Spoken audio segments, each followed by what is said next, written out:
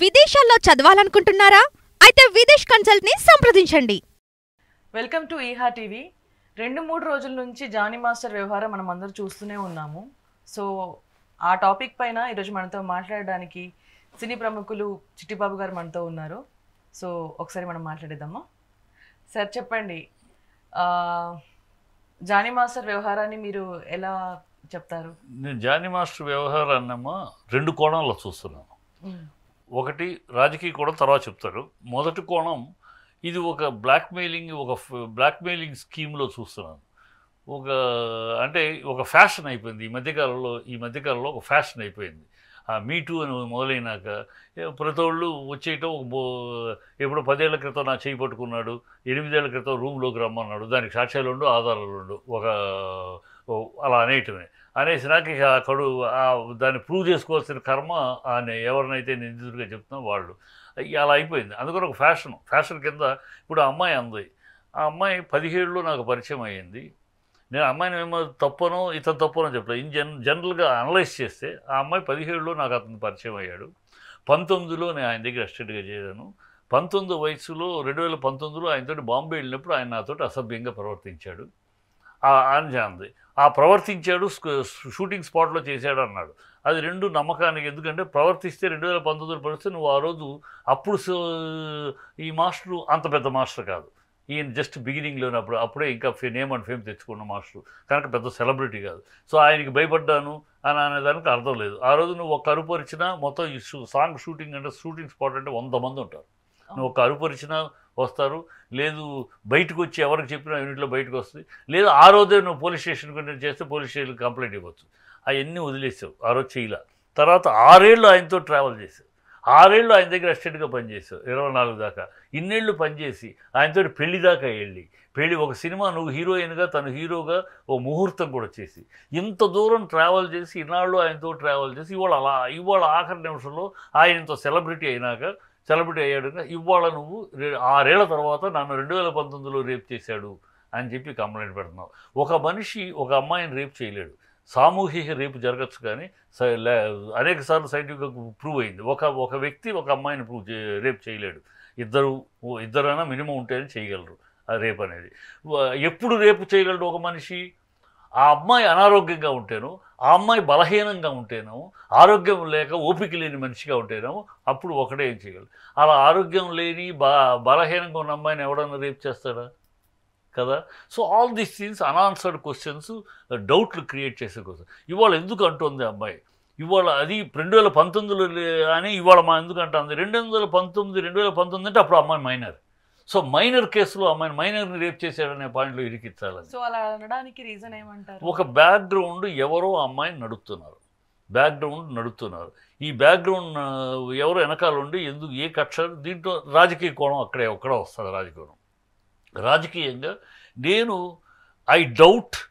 Firmly believe the hand of Chandrababu Naidu is behind this drama. ఎందుకు అని అడిగాడు చంద్రబాబు నాయుడు. ఇప్పుడు ఎందుకు లింక్ చేస్తారండి? ఇది ఈ సిచువేషన్ కదా, దీని వెనక టీడీపీని ఎందుకు లాగుతున్నారు? దానికి సంబంధం ఉంది. నేను లాజికల్గా చెప్తా, ఇలా ఎక్స్ప్లెయిన్ యూ.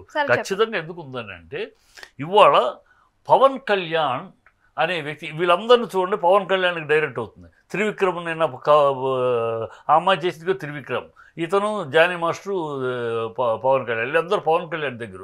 ఎందుకు ఇది జరుగుతుందంటే, రేపు 2029 ఎన్నికల్లో చంద్రబాబు వ్యూహం, 2029 ఎన్నికలు అన్నిటికీ ఇంటర్లింక్డ్ అమ్మా. 2029లో చంద్రబాబు వ్యూహం ఏంటి? తన కొడుకుని, రేపటి కాబోయే ముఖ్యమంత్రి తన కొడుకుని ముందుకు తీసుకెళ్ళాలి. తన కొడుకుని ముఖ్యమంత్రిగా ముందుకు తీసుకెళ్లాలంటే తనకు అడ్డెవరు? పవన్ కళ్యాణ్. ఈ పవన్ కళ్యాణ్ని బదనాము చేస్తే తను డైరెక్ట్గా బదనాము చేయలేడు, తను పొగుడుతూ ఉండాలి. వెనకాల ఇలాంటి చేసి పవన్ కళ్యాణ్ మనుషులు, పవన్ కళ్యాణ్ 32,000 మందిని అమ్మాయిల్ని మిస్ అయ్యారని పచ్చి అబద్ధం ఆడతాడు. ఇలాగ 3 పెళ్ళిళ్ళు చేసుకుంటాడు. మొదటి పెళ్ళానికి విడాకులు ఇవ్వకుండానే రెండో పెళ్ళంతో బిడ్డను కంటాడు. ఇలా ఎన్ని ప్రాపగాండ చేస్తూ ఈ అమ్మాయిలు తన మనుషులు కూడా ఇలాంటి వాళ్ళే అని ఒక బదనాము చేస్తే, పవన్ కళ్యాణ్ బదనాము అప్రతిష్ట పాలు చేస్తే రేపు తన కొడుక్కి పోటీ ఉండడు. 2029లో రాజకీయంగా కాబోయే ముఖ్యమంత్రిగా ఉండడు. లేకపోతే పవన్ కళ్యాణ్ డెఫినెట్గా వస్తాడు. ఎందుకంటే 2029లో కూటమి తరపున ముఖ్యమంత్రి తనుగా నిలబడతాడు. లోకేష్ని వదిలిపెట్టాడు కదా, ఆ తనుగా నిలబడటానికి అడ్డుకోవాలంటే చంద్రబాబుని ఎలా అడ్డుకోవాలి, పవన్ కళ్యాణ్ అడ్డుకోవాలంటే ఎలా అడ్డుకోవాలి, ఇలా ఇండైరెక్ట్గా బదలాం చేసేస్తే. అంటే ఇప్పుడు అమ్మాయి విషయం పైన లైంగికంగా ఉన్న విషయాలు, సెన్సిటివ్ విషయంలో కూడా రాజకీయాలు వస్తాయి అన్నమాట. 100కి రూపాయలు కూడా ఆంధ్ర రాష్ట్రంలో ఎన్నికలు అయిన కాడ నుంచి ఒక్కొక్క ఇష్యూ తీసుకోండమ్మా, ఆర్డర్ తీసుకోండి. ఎన్నికలు అయిన కాడ నుంచి ఫస్ట్ విజయసాయిరెడ్డిని బదనాం చేయాలనుకుని ఆ అమ్మాయి ఏదో అమ్మాయికి ఎవరికో పుట్టిన బిడ్డకి విజయసాయిరెడ్డికి పుట్టాడని అల్లరి చేశారు. తీరా చూస్తే వాళ్ళు 70 కోట్లు అడిగారు. డబ్బుల కోసం ఈ డ్రామా భార్యాభర్తలు బయటకు వచ్చేసింది. సో అది మూతపడిపోయింది. నెక్స్ట్ దువ్వాడ శ్రీనివాస్ సంగతి తీసుకోండి. దువ్వాడ శ్రీనివాస్ సంగతి అమ్మాయి ఇంకోటితో సంబంధం ఉంది, అది ఉందని 30 మాట. తీరా ఏంటంటే 3 భార్యాభర్తల మధ్య గొడవ, భార్య మొగుడిని కొట్టి బయటికి తరిమేసింది, ఆస్తుల గొడవ అని తేలిపోయింది. సో అది సైలెంట్ అయిపోయింది. ఈ రాజకీయ కోణంలో ఇవన్నీ రాజకీయంలో ఒకళ్ళ మీద ఒకళ్ళ బురదలు. దానికి కౌంటర్ వీళ్ళు ఏం చేశారు, ఆదిమూలం తెలుగుదేశం ఆదిమూలం మీద వేశారు. అక్కడేంటి, ఆ అమ్మాయిని వాళ్ళ మొగుడే వీడియో పెట్టి తీయమని చెప్పి పంపించాడు. అంటే ప్రీప్లాన్డ్గా వీడియో తీయమని మొగుడు పంపిస్తే అమ్మాయి వీడియో వెళ్ళి తీసింది. అంటే వీడియో తీసేదంటే ప్రీప్లాన్ రెచ్చగొట్టి అతనితో మాట్లాడించి ఆ మాటలు రికార్డ్ చేసి ఇదిగో నన్ను ఇలా అన్నాడు అంటాను. So all this political drama, political behind ఎవరి, ఒకళ్ళ మీద ఒకళ్ళు దుమ్ము పోసుకుని ఒకళ్ళు ఎందుకు చేస్తున్నారు, ఇది కూడా అడగాలి మీరు. ఎందుకు చేస్తున్నారు, ఎందుకు ఈ పొలిటికల్ ఈ డ్రామా? ఇవాళ ఈ గవర్నమెంటు గెలిచింది అబద్ధాలతో గెలిచింది. అబద్ధాలను పెట్టి అన్ని రకాల అబద్ధాలు ఆడి 6 సూపర్ 6 అని అదని ఇది 36 అబద్ధాలు చెప్పి చంద్రబాబు నమ్మించి జనాలను మోసించి గెలిచారు. ఇవాళ ప్రజలు అడుగుతున్నారు ఎక్కడికి వెళ్ళినా, ఏమైంది, గ్యాస్ ఏమైంది, అన్నారు ఏమైంది, ఇంటికి 15,000, మనిషికి 15,000 అన్నారు, ఎక్కడ ఇంటికి ఒకటే అంటున్నారు. ఇప్పుడు ఇవన్నీ అడుగుతున్నారు ఎక్కడికి. వీటిని డైవర్ట్ చేయడానికి, ఈ విషయాలు ప్రజలు అడగకుండా, పరిపాలన విషయాలను అడగకుండా, వాళ్ళు ఇచ్చిన వాగ్దానాలను ప్రశ్నించకుండా ప్రజలు ఇంకోవైపు డైవర్ట్ అవడానికి ఇలాంటి చర్యలు ఏమంటే ఫుల్ సమాజాన్ని అట్రాక్ట్ చేస్తుంది కదా. ఈ లైంగిక వేదనలు, ఈ అమ్మాయిలు, ఈ గొడవలు అంటే మొత్తం అన్నీ మర్చిపోయి జనాలు వీటి మీద కాన్సన్ట్రేట్ చేస్తారు. అలా మనుషులను డైవర్ట్ చేయడానికి చేస్తున్న ఒక రాజకీయ క్రీడ. ఈ రాజకీయ క్రీడలో వీళ్ళందరూ బలిపశువులు అవుతున్నారు అంతే.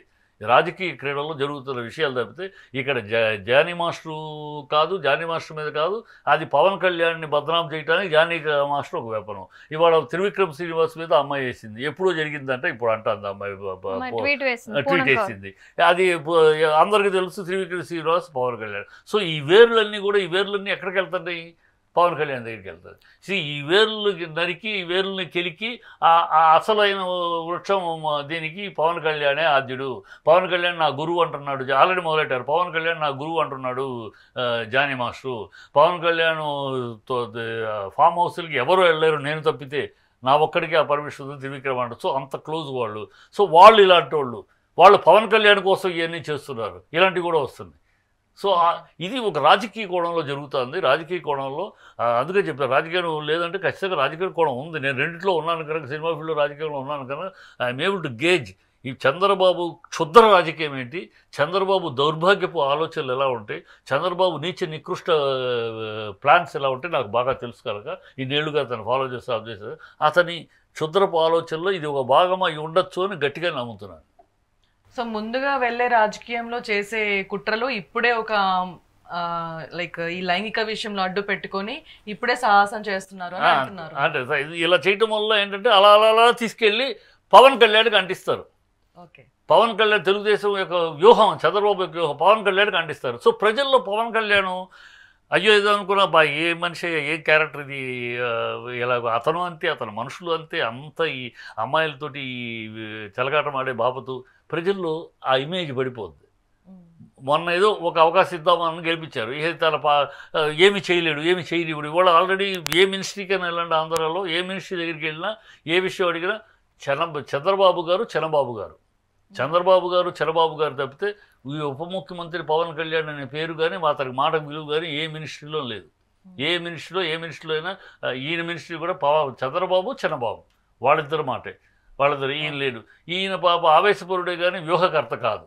ఇప్పుడు చంద్రబాబు ఇతన్ని శుభ్రంగా కళ్ళు చంద్రబాబు పెదాలు పలకరిస్తే కళ్ళు వెక్కిరిస్తాయి. చంద్రబాబు లక్షణం అది, అతని జీవిత లక్షణం, అతని సాముద్రిక లక్షణం అంతే. అతను ఒక పక్క తన నోటితోటి పవన్ కళ్యాణ్ ఎంత గొప్పవాడు, ఎంత త్యాగం చేశాడు ఇది మాట్లాడుతూ ఉంటాడు. మనందరూ చంద్రబాబు పవన్ కళ్యాణ్ పొగుడుతున్నాడు అని మనం అనుకుంటాం, వెనకాల ఇలాంటివన్నీ పెడతాడు ఆయన. ఇలాంటివన్నీ పెట్టి అతన్ని ఇండైరెక్ట్గా బదనాం చేసి ఏం చేస్తాం, నేను అతను ఎంతో గౌరవించాను, ఎంతో అవకాశం ఇచ్చారు, కానీ ఇలాంటి పనులు చేస్తే క్షమించరు ప్రజలు. సో దానికి మనం ఏం చేయలేము. ఇలాంటి తప్పులు ఆయన కంట్రోల్లో ఉండాలి, ఆయన మనుషులు కంట్రోల్లో పెట్టుకోవాలి. ఇలాంటి పనులు చేసినప్పుడు ఏం చేస్తారు, క్షమించారు ప్రజలు అనీస్గా అలా తప్పుకుంటాడు ఇతను బదనాం చేసి. ఇప్పుడు చంద్రబాబు వ్యూహమంతా ఈ రాబోయే కాలంలో ప్రజలు కాదు, పరిపాలన కాదు, తన వ్యూహాలు కాదు, ఏవి కాదు, కావాల్సిందా తన వ్యూహం వల్ల తన కొడుకుని ప్రమోట్ చేయాలి, తన కొడుకుని కాబోయే ముఖ్యమంత్రిగా ఎస్టాబ్లిష్ చేయాలి, తన కొడుకుని పార్టీ అధ్యక్షుడిగా అప్పచెప్పాలి. ఎందుకంటే 2029 వచ్చేటప్పుడు తనకు 80 ఏళ్ళు, యాక్టివ్ పాలిటిక్స్ ఉండలేడు. సో పార్టీని తను ఉండగానే తన కొడుకు చేతికి అప్పచెప్పేస్తే ప్రశాంతంగా ఉండదు. ఈ లోపల అడ్డు ఎవరు, దీనికి ఎవ్వరు అడ్డు లేరు. ఓన్లీ అడ్డు తన నిర్ణయానికి అడ్డు వల్ల చంద్రబాబు పవన్ కళ్యాణ్ వస్తారు. పవన్ కళ్యాణ్ ఏంటి పరిస్థితి, మింగలేని కక్కలేని పొజిషన్. 2029లో పవన్ కళ్యాణ్ ఈసారి చంద్రబాబు ఓటేయండి నన్ను చూసి అన్నట్టు నన్ను చూసి లోకేష్కి ఓటేయండి అని అడిగాడు అనుకో 2029లో, ప్రజలు అసహించుకుంటారు, ఇదే మనిషిరా అంటారు. కనుక ఖచ్చితంగా 2029లో పవన్ కళ్యాణ్ అనేవాడు ఈ కూటమికి నేనే ముఖ్యమంత్రి, ఈ కూటమి తరపున కాబోయే ముఖ్యమంత్రి నేనే అని ఫోకస్ అవ్వాలి ప్రజల్లో. అలా వెళ్తేనే అతని గౌరవం, మర్యాద. లేకపోతే ప్రజలు ఈ నాయకుడు నేను చంద్రబాబు కోట ఏంటంటే వాళ్ళు లోకేష్ కోట ఏమంటారని ఆశయించుకుంటారు. కనుక తన పరువు కాపాడుకోవడానికి తనే ముఖ్యమంత్రిగా ఫోకస్ అవ్వాలి. ఈ ఫోకస్ అవుతే డేంజర్ ఎవరికి, లోకేష్కి. సో చంద్రబాబు పద్మవ్యూహం పన్నుతాడు. ఇప్పుడు పద్మవ్యూహం పని అందుట్లో ఆరంభం మొదటి రేకు ఇది. నా ఉద్దేశంలో ఆరంభం పడుతున్నాడు చంద్రబాబు పవన్ కళ్యాణ్ ఎట్లా ఎట్లా ఎట్లా బదనాం చేయాలి, ఏ రకంగా అతను నొక్కాలి, తొక్కాలి, ప్రజల ముందు అతను ఎలా చిన్న చూపు అవ్వాలి, ప్రజల ముందు ఎలా అతని పరువు మర్యాద దిగజారాలి, దానికి వేస్తూ ఉంటాడు. తన పైకి నవ్వుతూ ఉంటాడు, తను పొగుడుతూ ఉంటాడు, వెనకాల చేసేవాళ్ళు చేస్తూ ఉంటారు.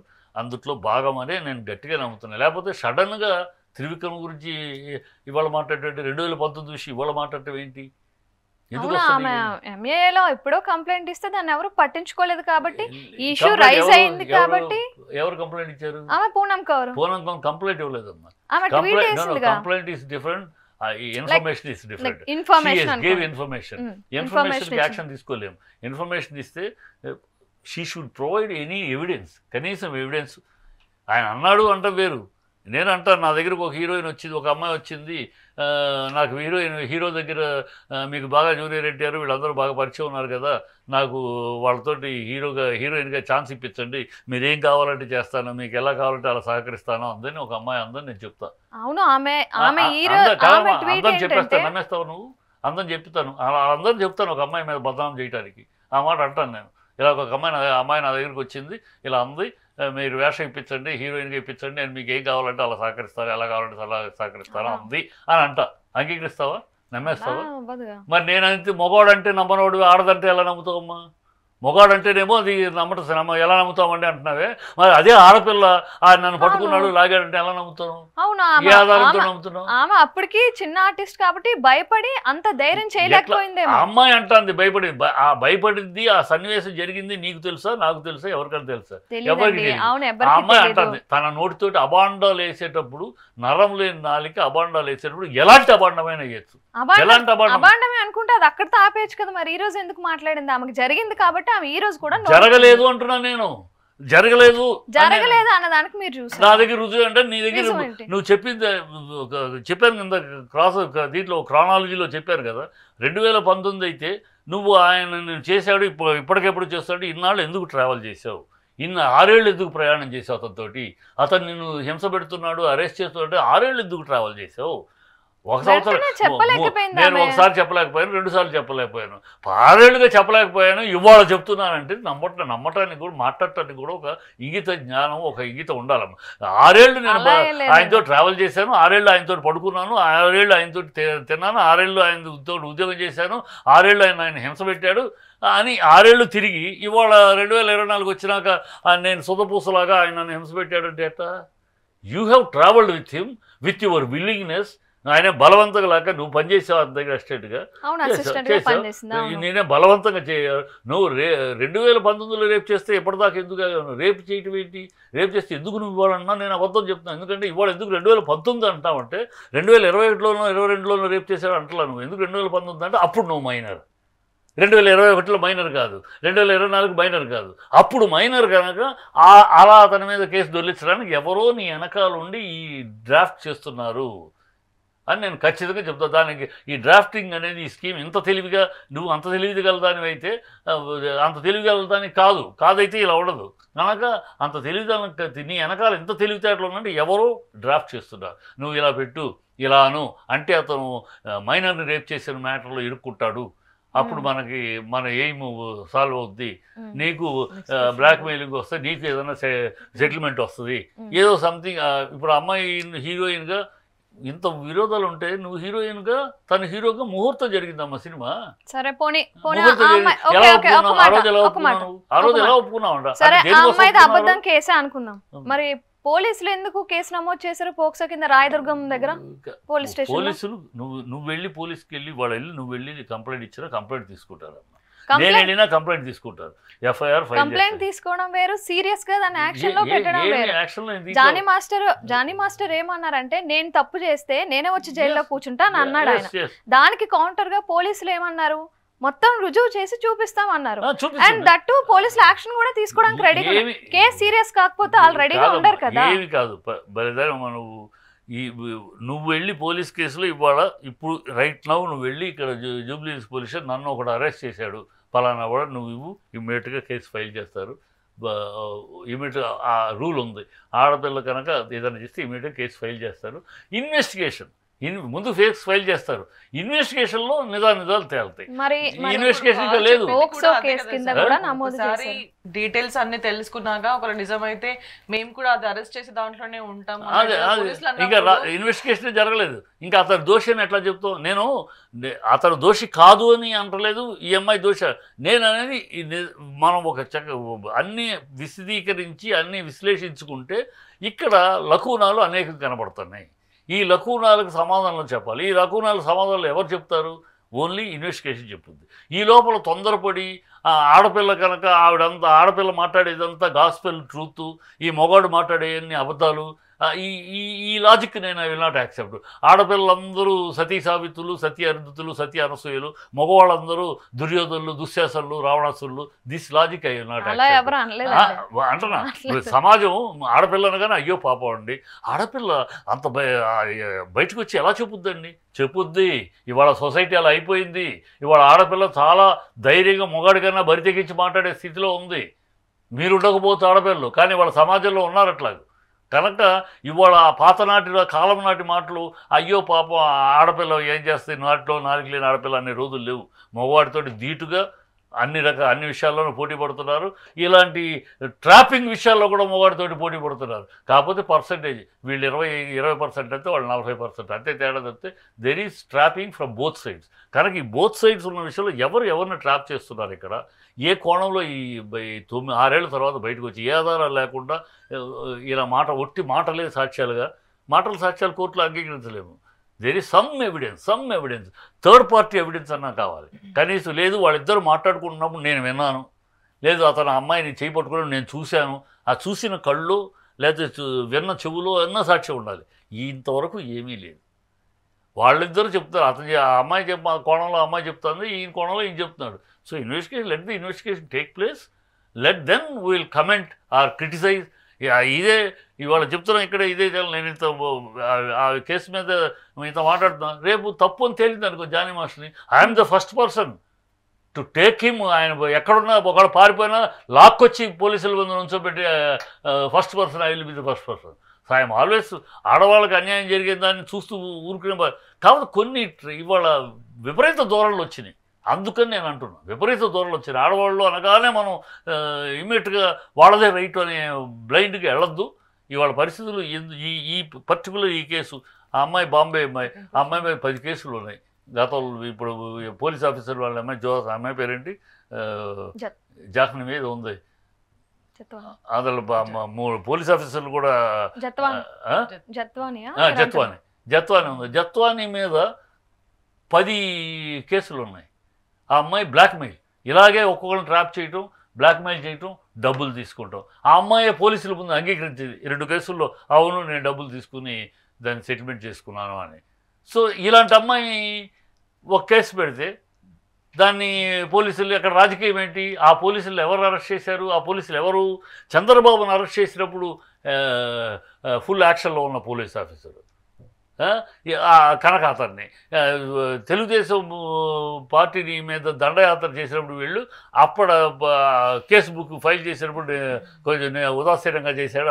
ఆ ఇద్దరు పోలీస్ ఆఫీసర్ను దీన్ని లింక్ చేసి సస్పెండ్ చేశారు. సో ఆల్ దిస్ ఎక్కడ చూసినా రాజకీయం కలుస్తుంది. ఇక్కడ ఎక్కడ చూసినా రాజకీయ కోణం అనేది కలుస్తుంది. దట్స్ వై ఐఎమ్ టెలింగ్ దీంట్లో చాలా లోతు అనేక విషయాలు ఉన్నాయి. ఊరినే బ్లైండ్గా మనం ఒక మగవాడి తప్పు ఒక ఆడదాన్ని ఒప్పును.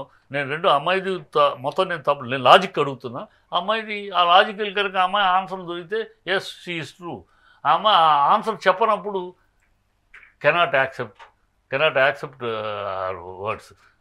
ఏదో కట్ట తీర్చుకోవడానికి ఏదో తను ఏదో కోరుకుంది, ఏదో ఆశించింది తన నుంచి, అది అందలేదు, తనకు దొరకలేదు కనుక ఆ కసి తీర్చుకోవడానికి ఇప్పుడు ఇది వాడుకుంటుంది అని అనుమానం వస్తుంది నాకు. అలా ఎందుకు అనుకోవచ్చు? ఇప్పుడు మనం ఒక టాపిక్ మాట్లాడుతున్నప్పుడు ఇప్పుడు మీరు ఏదైనా ప్రాపర్టీ తీసుకున్నారు, ఏదైనా చేశారు అంటే అప్పట్లో నేను కూడా కొన్నాను, ఇలా ఈ టాపిక్ వస్తుంది కదా. ఆ సిచ్యువేషన్ పైన అప్పట్లో నాకు కూడా ఇలా జరిగింది, రోజు రోజుకి ఇలా వ్యత్యాసాలు ఎక్కువ జరుగుతున్నాయి అన్న పాయింట్ కూడా మాట్లాడి ఉండుంటుంది కదా. ఇప్పుడు ఉన్నారు ఒక ఆడపిల్ల ఎవరన్నా, ఫర్ ఎగ్జాంపుల్ సరదాగా అనుకున్నాను, నిన్ను ఒక అబ్బాయి అవహేళన చేసి అలర్ట్ చేసి నిన్ను హెల్ప్, నువ్వు అబ్బాయితో 6 ఏళ్ళు ప్రయాణం చేస్తావా?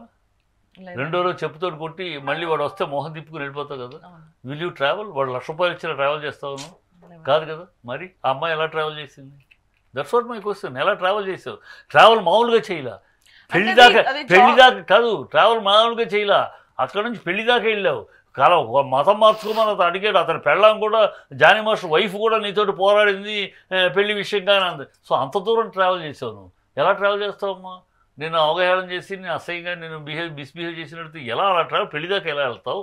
మళ్ళీ ఇప్పుడు వచ్చి చివరికి వచ్చి అది కాదు అని ఎలా అంటావు? So there is something fishy, some confiscated atmosphere is there. దాని మొత్తం ఒక గూడుపుటైన అట్మాస్ఫియర్ ఉంది. ఎక్కడో ఎవరో ఎందుకో చేస్తున్నారు. అది నా ఉద్దేశంలో ఇది రాజకీయ కోణం అనేది. సో ఆ అమ్మాయి రాజకీయానికి పావుగా ఉపయోగపడుతుంది, పావుగా వాడుకుంటున్నారు.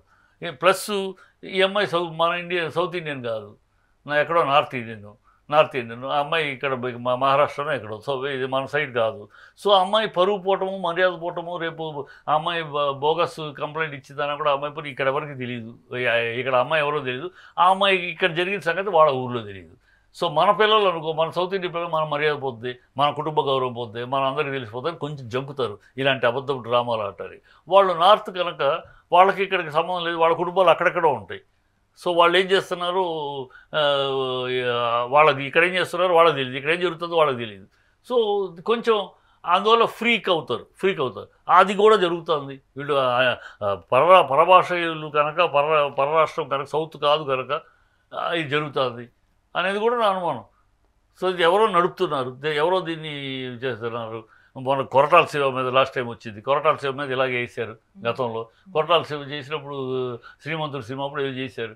అది తీరా అంత ఇన్వెస్ట్ చేస్తే ఏమీ లేదు, కట్టు కదా. సో ఒక సెలబ్రిటీ మీద బురద చల్లడం, తద్వారా ఒక లబ్ధి పొందడం అనేది ఒక ఈ సోషల్ మీడియా వచ్చిన తర్వాత ఈ సోషల్ మీడియా ద్వారా ఇలాంటి ఒక ప్రక్రియ మొదలైంది. ఇలాంటి ప్రక్రియ ఒకటి సోషల్ మీడియాని బాగా వాడుకునేవాళ్ళు బ్రహ్మాండంగా వాడుకుంటున్నారు, బ్రహ్మాండంగా చేస్తున్నారు. కానీ కొంతమంది దౌర్భాగ్యులు దాన్ని ఎంత హీనంగా నీచంగా వాడాలి. అందుకని నేను ఎప్పుడు అంటాను, సోషల్ మీడియాలో 2 గ్రూపులు ఉన్నాయి.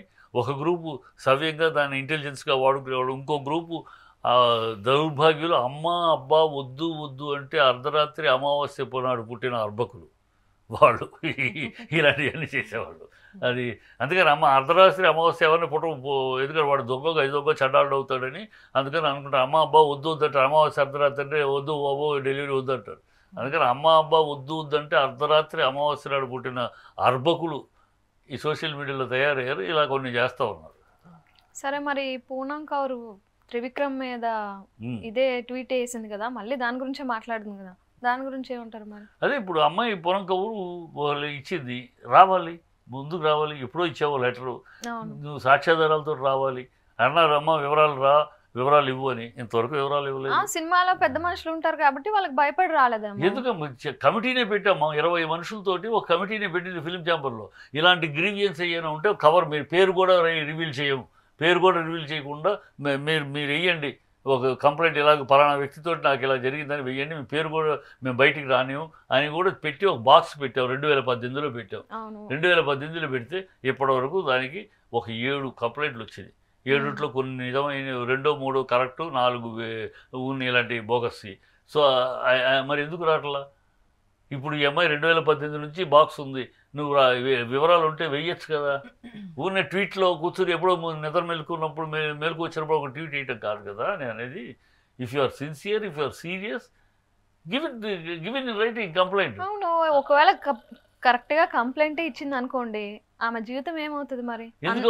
అలా ఆలోచించి అందుకనే సేఫ్టీగా నీ పేరు కూడా బయటికి రానివ్వము. జస్ట్ ఈ sealed cover you put it in that. నీ పేరు కూడా రానివ్వము, మా దగ్గరే ఉంటుంది నీ పేరు అని క్లీన్గా ఓపెన్గా అనౌన్స్మెంట్ చేసి పేపర్లో ఇచ్చి, కమిటీ 20 మంది ఉన్నారు కమిటీలో, ఆడ మగ ఆఫీసర్లు, లాయర్లు అందరిని కలిపి. సో ఈ దాన్ని కూడా వాడుకోకుండా నువ్వు ఎప్పుడో ఒకసారి నిద్రలేసినప్పుడు ట్విట్లో ఒకటి వేసేసి అంటే కాదు కదా. అందుకని అన్నాను ఇక రాజకీయ త్రివిక్రమ్ మళ్ళీ డైరెక్టర్ టు పవన్ కళ్యాణ్.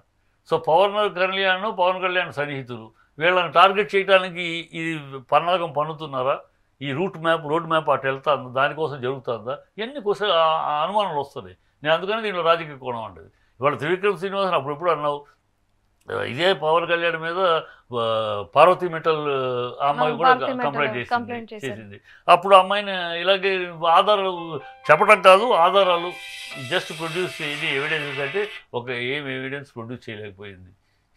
ఆధారాలు అంటే కొన్నిటికి ఆధారాలు ఎలా ఉంటాయి సార్? ఇప్పుడు కొన్ని విషయాలకి ఆధారాలు ఎలా ఉంటాయి? రేపుకి ఆధారాలు ఉండదమ్మా, రేపుకి ఆధారాలు కాదు. నన్ను ఏ సందర్భంలో ఏ షూటింగ్లు, ఇప్పుడు దాన్ని బట్టి నువ్వు ఆ టైంలో ఎవరెక్కడ ఉన్నారో తెలిసిపోద్ది. ఇది పలానా తారీఖు అంటే పలానా టైంలో మధ్యాహ్నం టైంలో నేను ఇలాగ వచ్చినప్పుడు ఆ టైంలో నువ్వు షూటింగ్ ఎక్కడ ఉంది, ఎవరెవరు షూటింగ్లో ఉన్నారు, ఇవన్నీ మా దగ్గర రికార్డ్స్ ఉంటాయి. ఆటోమేటిక్గా పట్టుకుంటాం. ఈ టైంలో అమ్మాయి చెప్పిన దాంట్లో వాస్తవం ఉంది, ఆ షూటింగ్లో ఉంది. అక్కడ షూటింగ్లో జరిగింది అనుకో, మొత్తం 100 మంది ఉంటారు. 100 మందిలో అందరు కళ్ళు మూసుకుని ఉండరు, ఒకళ్ళు చూసిన వాళ్ళు ఉంటారు. వాళ్ళు కాకపోతే బయటకు చెప్పరు. ఇప్పుడు మేము ఇన్వెస్టిగేషన్లో ఆ ఇండస్ట్రీ తరపున చెప్పినప్పుడు వాడు వస్తాడు ఖచ్చితంగా. ఎందుకంటే ఇండస్ట్రీ తరపున అడుగుతున్నప్పుడు వాడు నిజం చెప్పకుండా ఉండడు. ఆ రోజు నువ్వు ఉన్నావు కదా, అమ్మాయి చెప్పింది ఆ రోజు షూటింగ్ నువ్వు షూటింగ్లో ఉన్నావు కదా, చూసావా అంటే వాడు ఖచ్చితంగా కరెక్ట్ అని చూశాను నేను, బట్ నేను నాకెందుకు లేని పట్టించుకోలేదు, చూశాను చెప్తాడు. మా దగ్గర ఒక రూట్ ఉంది, ఒక సిస్టమ్ ఉంది ఇన్వెస్టిగేషన్ చేయడానికి. అందుకనే పెట్టాము, 2018లో పెట్టాము 20 మంది సభ్యులతోటి. లాయర్స్ ఉన్నారు, పోలీస్ సభ్యులు. నువ్వు నీకు ఛాన్సులు కావాలంటే గెస్ట్ హౌస్ రా అని ఒక ఆయన ఇద్దరు కాన్వర్జేషన్ లో అంటాడు. అలాంటి దానికి ఆధారాలు ఎక్కడ ఉంటాయి? ఇప్పుడు శరీరం మీద తాకితే ఎవరు లేనప్పుడు ఇలా టచ్ చేస్తే దానికి ఆధారాలు ఎక్కడ ఉంటాయి? ప్రతి దానికి ఆధారం కావాలంటే ఎక్కడ నుంచి వస్తాయి? అంతే మరి, ఎలా వస్తాయి? ఆధారం నువ్వు నిజం చెప్తావు నాకేంటి గ్యారంటీ? నువ్వు నిజం చెప్తున్నావు నాకేంటి గ్యారంటీ? రూమ్ పిలిచాడు, నన్ను బెడ్ మీద పడుకోమన్నాడు నువ్వు అంటున్నావు. అంత చండాలంగా అమ్మాయిలు దిగజారిపోయి చెప్పరు కదా. అదే ఈ పాయింట్నే వాడుకుంటున్నారు. అంత అమ్మాయి దిగజారిపోయి చెప్పదు కదా అనే ఒక సెంటిమెంట్ పాయింట్. దాన్నే ఇవాళ లేరమ్మా, బరి తెగించిన ఆడపిల్లలు ఉన్నారు. నువ్వు కాదేమో, బరి తెగించిన ఆడపిల్లలు ఈ సమాజంలో ఉన్నారు. ఇవాళ మగవాళ్లే కాదు, శూర్పణఖలు ఉన్నారు, సీతలే కాదు, బాగా బరి తెగించిన వాళ్ళు ఉన్నారు సిటీలో. అలాంటి వాళ్ళు ఉంటే వాళ్ళు ఎలాగో బయటకు వస్తారండి. వాళ్ళే ఇలాంటివి చేసేదమ్మా. వాళ్ళే న్యాయం కావాలని అడిగేది సినిమా ఫీల్డ్ లో అమ్మా. నేను ఒకటి చెప్తా, సినిమా ఫీల్డ్ లో ఎక్కడో చిన్న చితకా మీద తప్పితే సినిమా ఫీల్డ్ కోట్లు పెట్టి సినిమా తీసేది ఈ అమ్మాయిని చేయలాగటానికి, ఆ అమ్మాయిని షూటింగ్ స్పాట్లు చేయడానికి. మా బుర్రలు పగిలిపోతాయి. ఈ లైట్లు పెట్టి, ఈ లైట్లే ఉంది 500 కిలోవాట్ లైట్లు వేసుకుని షార్ట్ ఏంటి, షార్ట్ ఎలా వస్తుంది, ఏమొస్తుంది, కోట్లు పెట్టి తీస్తున్న సినిమా, ఆస్తులు పెట్టి తాకట్టు పెట్టి తీస్తున్న సినిమాల్లో మా కాన్సన్ట్రేషన్ అక్కడ ఉంటుందా? డైరెక్టర్కి ప్రొడ్యూసర్కి వాళ్ళే అక్కడ ఉంటుందా? ఎవరో అమ్మాయి ఉంది దాన్ని చేయలాగుదా ఉంటుందా? ఉండదమ్మా. ఎక్కడ జరుగుతుంది చెప్తా కాదు, ఎక్కడ ఉండదు కాదు, ఎక్కడ జరుగుతుంది చెప్తా. నేను ఎక్కడ జరుగుతుంది ఉండదంటే మా స్థాయిలో ఉండదన్న. ఎక్కడ ఉంటుంది? కింద స్థాయిలో ఒక కో డైరెక్టరు, ఒక ప్రొడక్షన్ మేనేజరు, ఒక కోఆర్డినేటర్, వీళ్ళ స్థాయిలో చిన్న ఆర్టిస్ట్ స్థాయిలో ఉంటుంది. పెద్ద ఆర్టిస్ట్ స్థాయిలో మీకు పచ్చిగా చెప్తే మీకు కావాలంటే అనేక జాతకాలు ఇప్పితే పరువులు పోతాయి. ఎంతోమంది వాళ్ళంతట వాళ్ళు ఫోన్లు చేసి మేము వస్తాం రూమ్కి, మాకు ఛాన్స్ ఇప్పించండి ఈ హీరోతోటి అడిగేవాళ్ళు ఎంతమంది ఉన్నారు. ఎంతో మంది బయట కూడా పెట్టారండి, ఎంతో మంది హీరోయిన్లు చెప్పారు, డైరెక్టర్లు ప్రొడ్యూసర్లు అడిగారు కమిట్మెంట్. నువ్వు అడుగుతుంటే నువ్వు ఆడదానిగా వచ్చి నువ్వు అసలు అడగటమే తప్పు. సరే ఇప్పుడు అందుకని అందరూ ఆడవాళ్ళు అలా అంటారు, నేను అనేది మీరు అందరూ ఆడవాళ్ళు అంటలా. అందుకని మగవాళ్ళలో ఇలాంటి వాళ్ళు ఎలా ఉన్నారో ఆడవాళ్ళలో అలాంటి వాళ్ళు ఉన్నారు అంటున్నా నేను. వయసు వరుస ఇద్దరు మొత్తం మగవాళ్ళు పునీతులు, ఆడవాళ్ళు తప్పు అని, కానీ ఆడవాళ్ళు మొత్తం పునీతులు ఇవ్వకపోతే అవకాశాలు రావు. లేదు సార్, తప్పు, పొరపాటమ్మా, చాలా పొరపాటమ్మా. నేను ఇప్పుడు నేను 4-5 ఆర్టిస్ట్ ఇంట్రడ్యూస్ చేశాను. సౌందర్య అందులో పెద్ద ఆర్టిస్ట్ తెలుసు, సౌందర్య. కానీ అదే మీరు అలా ఉండకపోవచ్చు, ఇప్పుడు మీరు లేరు కాబట్టి ఇంకో వాళ్ళు కూడా అలాగే నాకు తెలిసి ఆర్టిస్ట్ని నా కెమెరాకి పనికొచ్చే, కెమెరాకి నా పాత్రకు సరిపోతుందని చూసే దర్శకులే ఎక్కువ. అంతేగాని ఈ అమ్మాయి నా బెడ్లోకి పనికొస్తుందని ఆలోచించేవాళ్ళు చాలా తక్కువ. 20%, 80% నా క్యారెక్టర్కి దీంట్లో ఎక్కడ తేడా వస్తామో. ఒక అమ్మాయి తన ఫోటో చూపిస్తుంది, అందంగా ఉంటుంది, చాలా బాగుంటుంది చూడటానికి నేరుగా ఫోటోలో. బట్ నా కెమెరాలోకి బాగోదు అమ్మాయి, అది వాళ్ళకి అర్థం కాదు. నేను అందంగా ఉన్నాను, జయప్రద కన్నా అంత అందంగా ఉన్నాను, మంచి రకుల్ ప్రీత్ సింగ్ కన్నా మంచి పర్సనాలిటీగా ఉన్నాను, కానీ నాకు ఇవ్వకుండా ఆయనకి ఆ అమ్మాయికి ఇచ్చాడు అంటే ఎందుకు ఆ అమ్మాయికి ఇచ్చారో అమ్మాయికి అర్థం కాదు. నాకు అమ్మాయి, నా కెమెరా అమ్మాయి బాగుందని చెప్తాను. నేకెడ్ ఫేస్కి నీ కనుముక్కు తీరు బాగుంది, కానీ కెమెరాలోకి వచ్చేటప్పటికి నేను లైట్ వేస్తే నీ షాడో ఈ భాగం ఎక్కువ ఉండటం వల్ల షాడో కళ మీద పడుతుంది. నా ఎక్స్ప్రెషన్ నాకు తెలియదు, నా కెమెరా చెప్తుంది ఈ ఫేస్ కెమెరాకి పనికిరాదు. సో నేను కెమెరా చెప్పిన దాని ప్రకారం సెలెక్ట్ చేసుకుంటా. నా నేకెడ్ అయ్యి కనపడినట్టు నేను సెలెక్ట్ చేస్తాను. ఈ అమ్మాయి ఏమనుకుంటుంది, నేను ఎంత బాగుంటే కూడా నాకు అవకాశం కూడా ఆ అమ్మాయికి ఇచ్చారు, ఆ అమ్మాయి బెడ్రూమ్లోకి వెళ్ళింది అందుకని ఇచ్చారు అని అమ్మాయి అంటుంది. ఇది అదేంటంటే అవకాశం రాకపోతే అవకాశం వచ్చిన వాళ్ళందరూ బెడ్రూమ్లోకి వెళ్తేనే అవకాశాలు వచ్చినాయేమో, చాలా పొరపాటు మాట అది. రమ్యకృష్ణ చో రామస్వామి వాళ్ళ మా బాబాయ్ పెద్ద ఆర్టిస్ట్, ఆయన పెద్ద ఆర్టిస్టు, తమిళనాడులో గొప్ప ఆర్టిస్ట్, ఆమె మేనకోళ్ళు. ఆ అమ్మాయి అలా 10 మందికి కమిట్మెంట్ ఇచ్చి వచ్చిందా హీరోయిన్. సౌందర్య 10 మందికి కమిట్మెంట్కి వచ్చి ఇచ్చిందా హీరోయిన్. ఇవన్నీ పిచ్చి మాటలమ్మా, ఎక్కడో ఒకటే అలా జరుగుతూ ఉంటుంది సమాజంలో. ప్రతి ఒక్కటి సినిమా ఫీల్డే కాదు, నీకు సాఫ్ట్వేర్ కంపెనీలో జరుగుతాయి, కన్స్ట్రక్షన్ ఏరియాలో జరుగుతాయి, హాస్పిటల్లో జరుగుతాయి, పోలీస్ స్టేషన్లో జరుగుతున్నాయమ్మా. ఏంటి మాట ఇవన్నీ పిచ్చి మాటలు అంటారు. ఎక్కడో ఒకటో రెండో జరుగుతున్నాయి అంటారు. డైరెక్టర్స్ కి ప్రొడ్యూసర్స్ ఇలాంటివి లేవు అంటారు. 80% లేదమ్మా, ఎక్కడో 20%. జస్టిస్ హేమ కమిషన్ మరి దీని మీద చాలా పెద్ద రచ్చ అయింది కొన్ని రోజులు. మలయాళం ఫీల్డ్ వేరు, మలయాళం ఫీల్డ్ ఇప్పుడు బాగుపడిందమ్మా. మలయాళం ఫీల్డ్ మీరు చిన్నపిల్ల ఉంటారు. మలయాళం ఫీల్డ్ ఒక 1.5 దశాబ్దం క్రితం మలయాళం ఫీల్డ్ అంటే ఏంటి తెలుసమ్మా? మలయాళం సినిమాకి వెళ్ళామంటే ఒక బూత్ చేసినట్టే. మలయాళం సినిమాకి వెళ్ళాము అని పిల్లలు అంటే కొట్టేవారు, అంటే ఒక బూత్. మలయాళం అంటే ఒక బూత్ కింద ఉండేది, బూత్ సినిమాలు, బూత్ పనులు అన్నీ అవి దరిద్రంగా ఉండేది. కనుక మలయాళం అంటేనే అక్కడ ఎక్కువ అనేది. అది ఇప్పుడు కాస్త సినిమా బాగుపడింది. సో మలయాళం ఫీల్డ్లో జరిగింది కనుక మన తెలుగు ఫీల్డ్లో జరిగింది అంటానికి లేదు. మన తెలుగు ఫీల్డ్లో ఇదే పనిగా మన తెలుగు ఫీల్డ్ లేదు. నేను 40 ఏళ్ళుగా 1970లో క్లాప్ కొట్టానమ్మా. ఇది ప్రాముఖ్యంగా ఎక్కడో ఉంది, లేదని నేను అంటలా, ఉంది. కానీ ఇదే ప్రామాణికంగా జరగట్లా. జరుగుతుంది, పట్టుకునే కేసులు అందుకని పెట్టినా ఎవరో కంప్లైంట్ ఇవ్వట్లా. కంప్లైంట్ ఇచ్చే ధైర్యం ముందు మీకు రావాలి. ఆడవాళ్ళకి నేను కోరుకునేదంటే, ముందు ఎప్పుడో జరిగిపోయినాక 7 ఏళ్ళ తర్వాత 4 ఏళ్ళ తర్వాత వచ్చి జరిగిందని చెప్పి ఆధారాలు లేకుండా ఊరినే ఒక వాగుడుగా మిగిలిపోద్ది కాదు. జరిగినప్పుడే ధైర్యంగా రండి. వాళ్ళ చట్టం ఉంది, పబ్లిక్ సోషల్ మీడియా ఉంది, ఇంత ఉంది. మీరు జరిగిన రోజు మీకు ఎవడన్నా చేస్తే బయటికి రండి, చెప్పండి. మాలాంటి వాళ్ళందరూ నిలబడతారు. పవర్ ఉన్న అమ్మాయి వచ్చింది అంటే, బ్యాక్గ్రౌండ్ ఉన్న అమ్మాయి వచ్చిందంటే ఒకలాగా ట్రీట్ చేస్తారు. ఒకవేళ ఏ బ్యాక్గ్రౌండ్ లేదు, తనకేదో ఆశ ఉంది, నిజంగా ఇలా చేస్తే అవుతుంది అన్నప్పుడు, ఆ సిచ్యువేషన్కి తగ్గ అగెనెస్ట్ వెళ్ళినప్పుడు, సో దాన్ని ఎలా అమ్మాయికి న్యాయం జరుగుతుంది అంటారు? మీరు అనుకుంటున్నారు కానమ్మా, అలాంటిది రేర్ ఆఫ్ ది రేరెస్ట్ చెప్తే. అందుకని మీకు ఎగ్జాంపుల్ రమ్యకృష్ణ ఉంది. అప్పట్లో ఉన్న స్టార్స్ వేరు సార్, అప్పట్లో ఉన్న స్టార్స్ వాళ్ళు చేసినప్పుడు అదంతా వేరు. ఇప్పుడు ఉన్న సోషల్ మీడియా ప్రకారం కావచ్చు, ఇప్పుడున్న జనరేషన్ కావచ్చు, సో అడ్వాన్స్ లెవెల్లో ఉంది కాబట్టి దాని వల్ల వచ్చే ప్రాబ్లమ్స్ ప్లస్ అవుతున్నాయి, మైనస్ అవుతున్నాయి, కరెక్ట్ ఉన్నాయి, రాంగ్ కూడా ఉన్నాయి. మీరు అన్నట్టుగా అది పొలిటికల్ ప్రాబ్లమా దేని వల్ల అది పక్కన పెడితే, ఒకవేళ జెన్యున్ గా అమ్మాయికి అలా జరిగిందే అనుకుందాం, జరిగిన పర్సన్ ఎవరైతే ఉన్నారో తన బ్యాక్గ్రౌండ్ తో ఆయన బయటికి వచ్చినా కూడా అమ్మాయి పరిస్థితి ఏమంటారు? లేదు. ఇప్పుడు ఈ అమ్మాయి ఉందమ్మా, ఈ అమ్మాయికి ఏం బ్యాక్గ్రౌండ్ లేదు కదా. ఓన్లీ బట్ ఎందుకు మొత్తం స్పందించి కమిటీ మొత్తం 15 రోజులుగా ఇన్వెస్టిగేషన్ చేస్తున్నారు.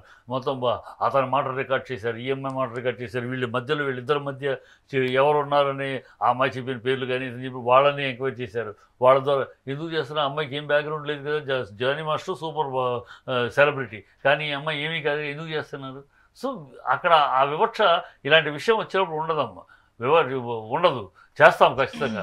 ఇప్పుడు పవన్ కళ్యాణ్ విషయం, అమ్మాయి మెటల్ చేసిన విషయం ఎందుకు రాలేదంటే కంప్లైంట్ ఇచ్చి ఆధారాలు అడిగితే ఇంతవరకు ఇవ్వకపోతే ఏదైనా చెప్పమ్మా, నువ్వు ఒక రిటర్న్గా చెప్పు, లేదు ఆడియోకి ఇది ఉంది, లేకపోతే ఎవరైనా సాక్షి ఇలా ఉన్నారు మేము మాట్లాడి ఏదన్నా ఒకటి చెప్పమంటే అమ్మాయి రాదు, చెప్పదు. పోనీ ఒక ట్విట్టర్లో అప్పుడప్పుడు 6 నెలలకు ఒకసారి 3 నెలలకు ఒకసారి, ఇది ఒక చైల్డిష్ గేమ్ లాగా ఉంది తప్పితే నథింగ్ కాంక్రీట్. సో అలా దాన్ని పట్టుకుని మనం చెప్పలేం. ఇప్పుడు ఈ అమ్మాయి వచ్చింది, ఇవాళ ఎందుకు వచ్చింది, ఇన్నాళ్ళు వదిలేసి అయినా సరే, ఇన్నాళ్ళ తర్వాత వచ్చినా సరే committee is in action. So ఇప్పుడు ఇవన్నీ కాకుండా ఇక్కడ కూడా జస్టిస్ హేమ లాంటి కమిటీ పెడితే బాగుంటది అంటారా? అవసరం అంటే పెట్టారమ్మా, ఆల్రెడీ పెట్టి దాని మీద రిపోర్ట్ ఉంది. తెలంగాణ గవర్నమెంట్ దగ్గర గతంలో పాండమిక్ పీరియడ్ అప్పుడు జరిగిందని పెట్టారు. ఈ ఎంఐ అయిన తర్వాత ఆల్రెడీ పెట్టడం జరిగింది. కమిటీ రిపోర్ట్ తెలంగాణ గవర్నమెంట్ దగ్గర ఉంది. ఆ రిపోర్ట్ బయటికి రావాలి. తెలంగాణ ఆల్రెడీ రిపోర్టు కమిటీ వేసాము, కమిటీ ఒక రిపోర్ట్ ఇచ్చింది, ఇండస్ట్రీలో జరుగుతుంది, ఏమేమి చెయ్యాలని కూడా చేయాల్సినవి. లొకేషన్లో ఆడవాళ్ళకి టాయిలెట్ ఫెసిలిటీసు, ఇదివరకు ఆడవాళ్ళు బయటకి ఎక్కడ అవుట్డోర్ వెళ్ళామనుకోమ్మా, ఏ పాపం చెట్లు దాటుకో ఎక్కడికో వెళ్ళారు. పెద్ద ఆర్టిస్టులకి క్యారవాళ్ళు ఉంటాయి, ఈ చిన్న ఆర్టిస్టులకి ఉండేవాళ్ళు ఎక్కడో వెళ్ళాలి. అలా కాకుండా టెంపరీ టాయిలెట్స్, అవుట్డోర్లో షూటింగ్ ఉంటే టెంపరీ టాయిలెట్స్ ఫర్ లేడీస్ అవి ఏర్పాటైనాయి. ఇలా ఒక్కొక్కటి స్టెప్ బై స్టెప్ చేయాల్సిన సేఫ్టీలు చేస్తున్నారు. ఈ లైంగిక వేధింపులు అన్నీ చూసారమ్మా, వీటికి అనేక వాటికి అడుగున చాప కింద నీళ్ళలాగా వెళ్ళిపోతూ ఉంటుందమ్మా. అది మా దాకా రాదు కూడా, ఒక డైరెక్టర్ ప్రొడ్యూసర్ దృష్టికి కూడా రావు. కొన్ని ఏదో హీరో లెవెల్లో జరిగినప్పుడు మా దృష్టికి వస్తాయి, కానీ ఈ మామూలు చిన్న ఆర్టిస్టులు వీళ్ళంతా ప్లే చేస్తూ ఉంటారు. ఇది జరుగుతుంది. అది నేను ఏదో ఈ కో డైరెక్టర్ స్థాయిలో, ప్రొడక్షన్ ఎగ్జిక్యూటివ్ స్థాయిలో, వీళ్ళు కోఆర్డినేటర్ స్థాయిలో ఈ అప్కమింగ్ ఆర్టిస్టులు, ఈ కొంచెం చిన్న వేషాలు వేసే వాళ్ళ మీద వీళ్ళ ప్లే ఉంటుంది. ఆ ప్లే జరుగుతుంది. అది కూడా కొంతమంది ఎదురు తిరిగి కొంతమంది అమ్మాయిలు ఎదురు తిరిగి మాకు కంప్లైంట్ ఇచ్చిన వాళ్ళు కూడా ఉన్నారు. కంప్లైంట్ ఇచ్చిన వాళ్ళు ఇమీడియట్గా మేము ఖండించి చేసేది ఉంది, ఇస్తారు డైరెక్ట్. కొంతమంది ఎందుకులే అయిపోయింది మనం మళ్ళీ కంప్లైంట్ ఇవ్వటం ఎందుకని ఊరుకుని ఉండిపోతారు. ఆ ఊరుకుంటాం కూడా వాళ్ళకి అడ్వాంటేజ్ అవుతుంది.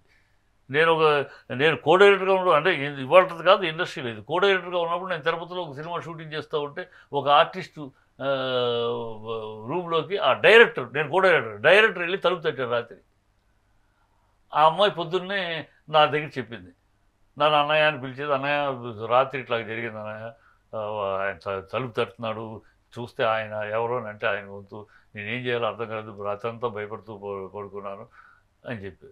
మర్నాడు పొద్దున్నే నేను నా ప్రొడ్యూసర్ చెప్పాను, ఏమంటే మన ఆడపిల్లలు తీసుకొచ్చి ఇక్కడ అవుట్డోర్లో తిరుపతిలో వాళ్ళని రూముల్లో పెట్టి షూటింగ్లు చేస్తున్నాము, ఇలా జరిగితే కష్టం అండి అని చెప్పాను. మర్నాడు పొద్దున్న ఈ బిలువు ఆయన చనిపోయాడు, నవార్త్ బాబురావు నిర్మాత అని. ఆయన ఇమీడియట్గా డైరెక్టర్ని పిలిచి రైట్ నౌ క్షమాపణ చెప్పు ఆ పిల్లకి, లేదంటే please pack up and go. So sir ఇప్పుడు ఇలా అమ్మాయిలను ఫేస్ చేసేది, అమ్మాయిని అనట్లేదు, ఆర్టిస్టులు ఎవరైనా కానివ్వండి, ఇప్పుడు ఇండస్ట్రీలో ఫేస్ చేస్తున్న వాళ్ళకి ఏదైనా ఒకటి ఇప్పుడు హేమ కమిటీ లాంటిది ఎలాగైతే ఉందో పర్టికులర్గా ఈ ఇండస్ట్రీలో ఇంకా ఎక్కువ ఉంటాయని మనం అందరం వింటాం కదా. సో దాని గురించి ఏదైనా ఒక కమిటీ పెడితే బాగుంటుంది అంటారా? ఉంటాం పెట్టాలి, ఖచ్చితంగా అవన్నీ కరెక్టే, మన వాస్తవాలు పెట్టాలి. ఖచ్చితంగా ఆడపిల్లకి అన్యాయం జరుగుతుంది, ఆడపిల్లని కొంచెం మృగాళ్ళు ఎక్కువ, మగాళ్ళ కన్నా మృగాళ్ళు ఎక్కువ, ఈ విషయాలు నేనేం డిస్ప్యూట్ లేదు. 100% మగవాడు గతంలో అందరు ఆడపిల్లల్ని అదే దృష్టితో చూసేవాళ్ళు కాదు. ఇవాళ మగాడి దృష్టి తన చెల్లి తల్లి కాకపోతే ఇంకెవరినైనా సరే అదే దృష్టితో చూసే దౌర్భాగ్య స్థితికి మగాడు దిగి మృగాడుగా మారిపోయాడు. దీంట్లో వాగ్వాదం లేదు, అది accepted. At the same time ఆడవాళ్ళ సైడ్ నుంచి కూడా అనేక రాంగ్ యాటిట్యూడ్స్ జరుగుతున్నాయి అనేది నా పాయింట్. అందుకని ఏదైనా సరే ఇద్దరికీ న్యాయంగా, ఇద్దరికీ పద్ధతిగా ఉండేట్టు ఒక కమిటీ ఏర్పాటు చేయాలి. కమిటీ ఏకపక్షంగా కాకుండా, ఒక పక్షం కాకుండా ఉభయ పక్షాలకి ఆలోచించి ముందు వెనక ఎక్కడ ఎవరిని ట్రాప్ చేసి అడుగు వేశారు, ఈ స్టడీ చేసి చేయాలి. అందుకు తగిన ఒక కమిటీ కావాలి. ఉన్నే ఐవాష్ కమిటీలు కాకుండా సిన్సియర్గా దానికి పవర్ ఇవ్వాలమ్మా. కోరలు పీకేసి ఊనే ఒక కమిటీ, కోరలు లేని కమిటీ వేస్ట్. దానికి ఆ కమిటీకి నిర్దిష్టమైన అధికారం లేదు. బ్యాన్ అంటే ban. That fellow are that girl should not be entertain in cinema field any కేటగిరీలో అడుగు చేయడానికి లేకుండా ఇలాంటి ఒక అధికారం ఉండాలి. మళ్ళీ ఆ కమిటీ బ్యాన్ చేసినాక మళ్ళీ పైనుంచి పెద్ద పెద్ద లెవెల్ నుంచి పెద్ద పెద్ద ప్రొడ్యూసర్లు, పెద్ద పెద్ద హీరోలు రికమెండేషన్ తోటి మళ్ళీ దాన్ని పక్కకు పెట్టి దీని గురించి మేము పోరాడుతున్నాం. మా కమిటీలో మేము అడుగుతా ఉన్నాం ఏం చెయ్యాలి. ఇక్కడ ఇంకోటి తమాషా ఏంటంటే అమ్మా, మీకు అందరికి అర్థం కాని విషయం ఏంటంటే cinema field there is no permanent leader. కాదమ్మా ఒక్క నిమిషం, there is no permanent leaders and permanent producer. ఇది ఫ్లో వెళ్ళిపోతాడు. ఇవాళ ఉన్న ప్రొడ్యూసర్లు రేపు ఉండరు. ఈ సంవత్సరంలో 60 కొత్త ప్రొడ్యూసర్లు వస్తే మళ్ళీ నెక్స్ట్ ఇయర్ వచ్చేటికి 20 మంది ఉంటారు, 40 మంది వెళ్ళిపోతారు, వేరే కొత్త వాళ్ళు వస్తారు. ఈ new coming new old going ఈ ఇన్ఫ్లో ఉంది చూస్తారమ్మా. దీంట్లో ఎవడు స్టడీగా ఉండేవాడు కాదు. ఒక నిర్ణయం తీసుకొని ఒక కట్టుబాటుగా నడపడానికి ఎవరు ఉండరు. ఈ కమిటీ వేసినప్పుడు ఈ కమిటీలో ఉండేవాళ్ళు రేపు ఉంటారో తెలియదు. వాళ్ళు ఈ సినిమా ఫీల్డ్ వదిలేసుకుని ఎక్కడికి పోయేవాళ్ళు ఉంటారు. సో ఇక్కడ ఏంటంటే సక్సెస్ ఉన్నంతకాలం ఉంటారు, సక్సెస్ లేనివాడు తోప మడుచుకుని వెళ్ళిపోతారు. సో ఈ ఫ్లో ఆఫ్ దీంట్లో నిర్దిష్టంగా కూర్చోబెట్టి చేయడానికి మిగతా ఇండస్ట్రీలో ఉన్నట్టు ఈ ఇండస్ట్రీ, ఇది పేరుకి ఇండస్ట్రీ కానీ we call it as an industry, but it's not an industry. It is only faculty, fraternity అంతే. ఇండస్ట్రీ కాదు. ఇండస్ట్రీకి వర్తించే రూల్స్ చట్టాలు దీనికి ఇక్కడ వర్తించవు. ఈ ఇండస్ట్రీనే ఆ మాటని ఇక్కడ ఫిలిం పీపులే ఒప్పుకోరు. ఎందుకంటే ఇండస్ట్రీ రూల్స్ వస్తే ఇక్కడ అనేక నష్టాలు జరుగుతాయి. ఇండస్ట్రీ రూల్స్ వస్తే అక్కడ వాడి భోజనం వాడు తెచ్చుకోవాలి, వాడి టీ వాడు తాగాలి. ఇక్కడ పొద్దున్నే టిఫిన్ కానించి రాత్రి వెళ్ళిపోయేటప్పుడు టీ దాకా అన్నీ ఇస్తూ ఉంటారు. అది ఇవ్వరు. ఇండస్ట్రీ పాయింట్ రూల్స్ వచ్చిందంటే నువ్వు ఫుడ్ నువ్వు తెచ్చుకోవాలి. సరే, ఇప్పుడు రాజకీయవేత్తలు రాజకీయం అంటే ప్రజలకి సహాయం చేయడానికి ఇంకా ప్రజల కోసమే అన్నట్టుగా ఉంటారు. ఓకే, ఒక పాయింట్ ఆఫ్ వ్యూలో ఈ లైంగిక వేధింపులు కావచ్చు, లేకపోతే హత్యలు కావచ్చు, ఏ విషయమైనా సరే వాళ్ళు చేసినప్పుడు పొలిటికల్గా ఎందుకు సపోర్ట్ తీసుకుంటారు? అంటే అప్పుడు ఈ పొలిటికల్ ఎవరైతే హెల్ప్ చేస్తారో వాళ్ళు ఎందుకు వస్తారు? ఇప్పుడు అది అక్కడ జరిగింది అన్యాయం, జరుగుతుంది తప్పు. మరి ఇప్పుడు అది ఒక ప్రజల్లో నుంచి, ఒక ఫ్యామిలీ, ఒక కుటుంబంలో నుంచి వచ్చిన విషయం అది. సో వాళ్ళకి హెల్ప్ చేయడానికి వీళ్ళకి ఎలా ఒప్పుతుంది? అది అన్యాయం కదా సార్. సో దాని గురించి మీరేం చెప్తారు? 120 రూపాయలు క్షీణించిన రాజకీయం. ఇప్పుడు బీద కుటుంబం ఏది చేసుకోలేదు, నిజాయితీ ఉన్నా కూడా ప్రూవ్ చేసుకోలేదు. సో అలాంటి ఫ్యామిలీస్ ఏమైపోవాలి? రాజకీయం అనేది ఇవాళ మన రాష్ట్రంలో కాదు, ఆల్మోస్ట్ దేశంలో కొన్ని రాష్ట్రాలు, పర్టికులర్గా మనము బీహారు, బెంగాల్ ఇలాంటి కొన్ని రాష్ట్రాల్లో పరమ దరిద్రంగా రాజకీయాలు ఎంత నీచానికి నికృష్టంగా తయారైనా అంత నీచానికి వాళ్ళ పరమ ఘోరమైన తప్పు చేసినా కూడా నా పార్టీ వాడైతే నెత్తిన పెట్టుకుంటాం. ఇవాళ మమతా బెనర్జీ వెస్ట్ బెంగాల్లో ఒక ఆడపిల్లని హాస్పిటల్లో నైట్ డ్యూటీ చేస్తున్న ఒక డాక్టర్ని కిరాతకంగా రేప్ చేసి చంపితే ఆ చీఫ్ మినిస్టర్ ఒక ఆడదయ్యి ఉండి ఆ ప్రిన్సిపాల్ని కాపాడుతుంది, ఆ దోషులు కాపాడుతుంది, ఆ సాక్ష్యాలు లేకుండా ఉండటం కోసం మనుషులు పంపించి 1000 మందిని పంపించి ఆ గోడలని పగలగొట్టించింది. అది అంత దౌర్భాగ్య స్థితిలో ఉంది మన రాజకీయం. ఆడపిల్ల అయ్యి ఉండి ఒక ఆడపిల్ల doctor night duty, over duty చేస్తున్న పిల్లని అర్ధరాత్రి 3ంటికి వాళ్ళు అక్కడ రేప్ చేసి చంపేశారు. మామూలు రేప్ చేసేసి మళ్ళీ బయటపడి చంపేశారు. ఆ పిల్లని చేసిన దోషుల్ని తీసుకెళ్ళి ఉప్పు పాత్ర వేయకుండా సీఎం అయిన ఒక ఆడదయ్యి ఉండి వాళ్ళని కాపాడటానికి దానికి బాధ్యుడైన ప్రిన్సిపాల్ని కోర్టు సస్పెండ్ చేస్తే ఇంకో ఉద్యోగం ఇస్తుంది ఇమీడియట్గా. ఇంత దౌర్భాగ్యపు రాజకీయాల్లో మనం ఉన్నాం. ఆ రాజకీయాలు ఏంటంటే వాళ్ళు నీతి, నియమం, సిగ్గు, శరం, మానం, అభిమానం, రోషం, పౌరుషం, ఉచ్చం, నీచం అన్నీ విస్మరించినాకే రాజకీయ నాయకుడు అనే పరిస్థితి తయారైంది. అన్నీ కోల్పోయినాక, మానవత్వం అన్నీ కోల్పోయినాక రాజకీయ నాయకుడు అవి ఉంటే ఎవడు రాజకీయ నాయకుడు ఉన్నాడు అనే దౌర్భాగ్య స్థితికి, దుర్మార్గ స్థితికి మన దేశం, మన సమాజం ఉన్నాం. మన సమాజం కూడా చెడిపోయిన సమాజం ఉన్నాం. We have to accept we are in a spoiled society. మనకు మోరల్స్ లేవు, మన మోరల్స్ తల్లి ఒడిలో నేర్పాల్సిన మోరల్స్ తల్లి ఒడిలో నేర్పట్ల, బడిలో నేర్పాల్సిన మోరల్స్ బడిలో నేర్పట్ల. మోరల్స్ లేవు మనకి. మనం నీతులు చెప్పడానికే కానీ ఒకళ్ళలో నీతి చూడటమే కానీ మనలో మనం నీతి పెట్టుకోము. మనకి రైల్వే స్టేషన్లో టికెట్ దొరకకపోతే, రైల్వే రిజర్వేషన్ దొరకకపోతే ఇమ్మీడియట్గా జేబులో 200 తీసి టికెట్ కలెక్టర్ దగ్గర పెట్టి నాకు సీట్ ఇవ్వమంటాం. లంచాన్ని మనం ఇస్తాం. మన మోరల్స్ నశించిపోయినది సమాజంలో. మనం గొంగళ్ళలో తింటూ వెంట్రుకలు ఉన్నాయని రాకూడదు. We're living in a spoiled society. That truth, ఈ blatant truth we have to accept. అలాంటి సొసైటీలో ఇలాంటివి జరుగుతాయి. సరే, మరి సినిమాల్లో సినిమాలు ఈ ఇండస్ట్రీలో డ్రగ్స్ గురించి ఎక్కువగా ఆరోపణలు వస్తున్నాయి. 1-2 రోజుల్లో అవన్నీ సైలెంట్ అయిపోతున్నాయి కదా, మరి దీనికి పరిష్కారం ఏంటి? అంటే ఇష్యూ బయటకు వస్తుంది, మళ్ళీ వెంటనే కామప్ అయిపోతుంది. డ్రగ్స్ అనేది అమ్మా సినిమా ఫీల్డ్లో చాలా తక్కువ అమ్మా. సినిమా ఫీల్డ్ చాలా తక్కువ. ఎందుకంటే సినిమా ఫీల్డ్లో డ్రగ్స్ అనేది నేను ఇన్ని సంవత్సరాలు చూస్తాను. ఎక్కడో ఒకడో ఇద్దరు 20-50 మంది డైరెక్టర్లు తీసుకుంటే అందులో ఒకడో ఇద్దరు, 60 మంది ఆర్టిస్టులు తీసుకుంటే అందులో 2-3. మెయిన్ ఆర్టిస్టులు ఎవరు వెళ్ళరమ్మా. డ్రగ్స్ అనేది ఇవాళ కాదు ఉంది. ఏ డ్రగ్స్ తీసుకునేవారంటే గతంలో ఫైట్స్ చేసేటప్పుడు కొంచెం హైట్ నుంచి చేసేటప్పుడు కొంచెం దీనికోసమని చిన్న ఇంజక్షన్ లాంటి స్పీడ్ కోసం వేసుకునేవారు. అది అంతవరకే ఉండే ఇదివరకు. ఏ రోజుల గురించి మాట్లాడుతున్నారు సార్ మీరు? ఆ రోజులు కాదు. పూరి జగన్నాథ్ని వాళ్ళని వీళ్ళని 36 మంది తీసుకెళ్లారు. ఒక్కటి కూడా ప్రూవ్ లేదు కదా, ఒక్కటి కూడా డ్రగ్స్ తీసుకున్నట్టు నిరూపణ కాలేదు కదా, అందుకనే కేసు కొట్టేశారు. అంటే డ్రగ్స్ ఇక్కడ ఒకటి ఉందమ్మా. ఇక్కడ ఉంది అక్కడ ఉందని మనం మాట్లాడటం కన్నా డ్రగ్స్ ఎక్కడి నుంచి స్టార్ట్ అయింది చూడ, ఆ వేరు ఎక్కడ ఉంది, ఈ డ్రగ్స్ యొక్క మూలం ఎక్కడ, దీని వెనకాల బ్యాక్గ్రౌండ్ ఎవరు. అందుకని ఈ డ్రగ్స్ అనేది వీళ్ళ వల్ల కాని పరిస్థితి ఎందుకు వచ్చిందంటే ఐఎస్ఐ ఏజెంట్స్, ఒక టెర్రరిస్ట్ గ్రూప్కి ఆదాయం అదే. ఐఎస్ఐఎస్ గ్రూప్ యొక్క ఆదాయం అదే. ఈ ప్రపంచాన్ని ఇస్లామిక్ కంట్రీగా మార్చాలన్న గ్రూప్ అది. ఆ గ్రూప్కి ఆదాయం ఈ డ్రగ్స్. ఈ గ్రూప్ ఎక్కడి నుంచి తెప్పిస్తుంది డ్రగ్స్? డిప్లొమాటిక్ కొరియర్ల ద్వారా, డిప్లొమాటిక్ దీనిలో చెక్కింగ్ ఉండదు, వాటి ద్వారా తెప్పించగలుగుతున్నారు డ్రగ్స్. అక్కడ నుంచి ఢిల్లీ నుంచి గోవా ఎట్లా వెళ్తుంది, బెంగళూరుకి ఎట్లా వెళ్తుంది, అక్కడ నుంచి హైదరాబాద్, ఈ రూట్ మొత్తం తెలీదా అఫీషియల్స్కి? చక్కగా తెలుసు. వీడు ఎక్కడ పుడుతుంది, ఆ ట్రావెల్ ఎక్కడి నుంచి ఇక్కడికి వస్తుందని తెలుసు. ఇక్కడికి వచ్చినాక పట్టుకుంటాం బదులు అక్కడే పట్టుకోవచ్చు కదా, ఎందుకు పట్టుకోరు? దాని వెనకాల పెద్ద మాఫియా ఉన్నారు, డ్రగ్స్ మాఫియా. ఆఫీసర్ కనుక వెళితే ఆఫీసర్ కుటుంబంతో సహా లేచిపోతారు. ఈ ఆఫీసర్స్కి కావాల్సిన ప్రొటెక్షన్ ఈ గవర్నమెంట్ లేదు, సెంట్రల్ గవర్నమెంట్ లేదు, ఇక్కడ లేదు, ఏ గవర్నమెంట్ ఇవ్వదు. ఆఫీసర్లు ఉన్నారు, మనకు ఉద్దండలైన ఆఫీసర్లు ఉన్నారు, వెళ్ళి చీల్చి చెడ్డాడు వెళ్ళాలి. కానీ ఆఫీసర్ కుటుంబానికి సేఫ్టీ లేదు.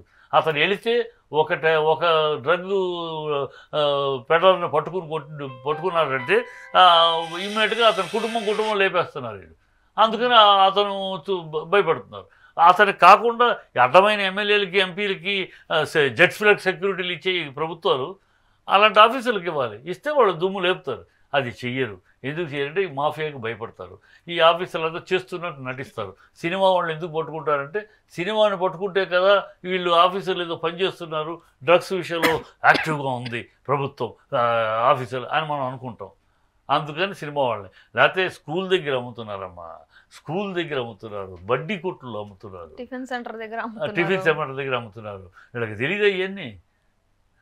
ఏదో సినిమా ఒకటి దగ్గర పట్టుకుని, ఎందుకంటే డ్యూటీ చేస్తున్నట్టు వీళ్ళు పెద్ద చించి పొడుస్తున్నారని మనం అనుకోవాలి. ఆ సినిమా వాడైతే పబ్లిక్లోకి వస్తుంది.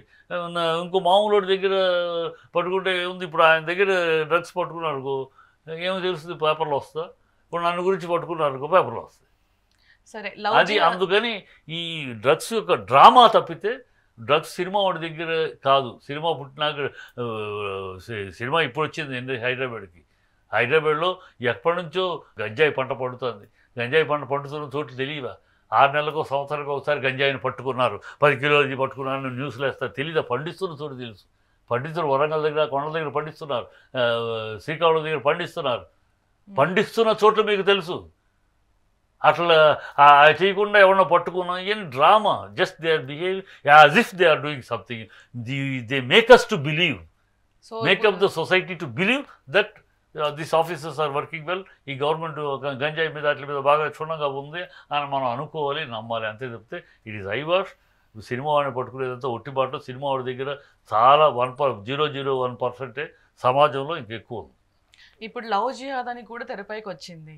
సో దీని గురించి ఎలా అనుకోవచ్చు అంటారు? లవ్ జిహాద్ అనేది ఇప్పుడు కొత్తగా అవుతాడు, ఎందుకంటే ఇతను ముస్లిం కదా, అందుకని ముస్లిం మత ఆ కోణంలో లవ్ జిహాద్.